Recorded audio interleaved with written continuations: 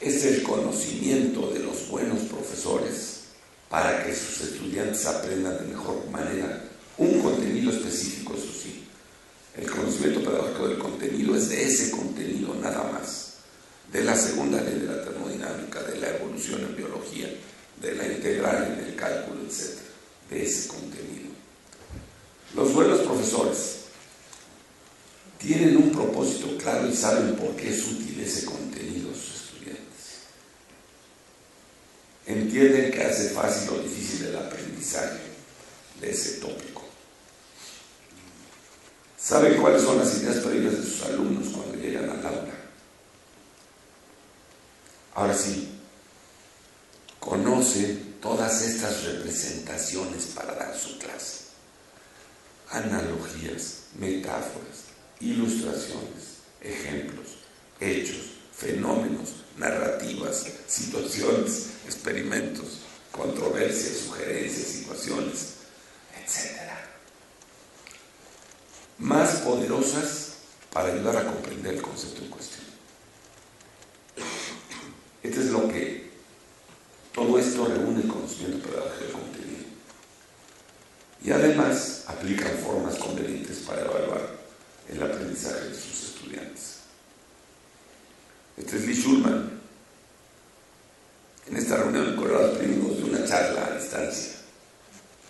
Él estaba en California, nos dio una charla y nos dijo en ese momento una cosa que me dio mucho gusto. Nos dice, en aquel artículo de 86 se me olvidó hacer énfasis en una cuestión, el aspecto afectivo para la enseñanza. Dice uno acá, ya reconoce 25 años después que se le olvidó el aspecto afectivo, porque su artículo es absolutamente no afectivo, ¿no? No, es un artículo muy bien escrito, pero no habla de la afectividad para nada. En este artículo 86 empieza con la frase de George Bernard Shaw: el que puede hace, el que no puede enseña. Y termina con una frase de él que dice: aquellos que pueden hacen, aquellos que saben, que entienden, enseñan. Entonces, del inicio al final va recorriendo su propuesta de conocimiento pedagógico en la Universidad de Austin, que tituló El paradigma perdido en la investigación sobre enseñanza. Dice, se nos está olvidando algo en la investigación de la enseñanza.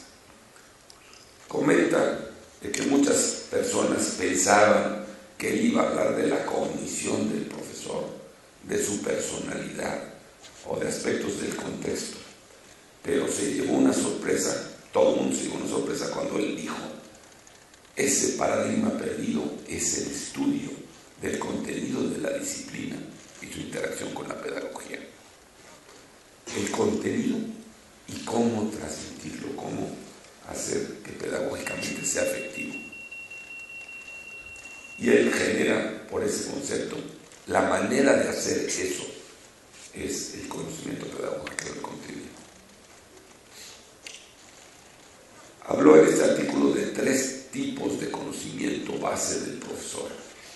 Primero, el conocimiento del contenido de la disciplina, el CA, conocimiento de la asignatura. Luego, el conocimiento curricular, el CC, el conjunto de programas y la variedad de materiales para la enseñanza de ese contenido en particular, a un nivel determinado. Y tercer elemento, el conocimiento pedagógico del contenido, que le llamó en ese artículo el conocimiento de la materia para la enseñanza.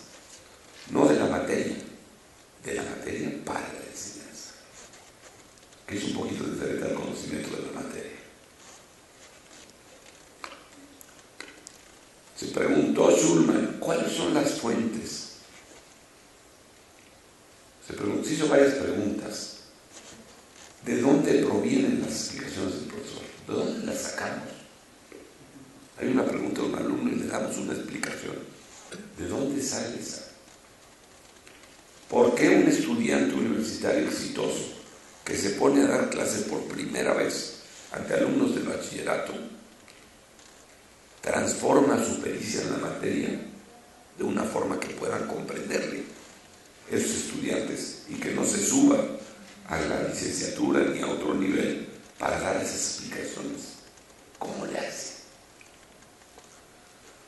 ¿Cómo es que los profesores deciden qué enseñar, cómo representar, cómo cuestionar a los estudiantes acerca de ello y cómo vérselas con problemas de malentendimiento por su parte? Son preguntas que se hizo Schulman en este artículo. Es otra frase de Schulman y Sykes, de nuevo hablando de analogías, metáforas, ejemplos, símiles, demostraciones, simulaciones, manipulaciones o similares. ¿Cuáles son las formas más efectivas para comunicar los entendimientos apropiados o las actitudes de este tópico a ciertos estudiantes, a los de este grupo, con antecedentes bien particulares? Por eso, el concepto pedagógico del contenido depende del grupo, de mi propósito como profesor, de mi formación como profesor, de mis conocimientos y creencias y de a quién me estoy dirigiendo.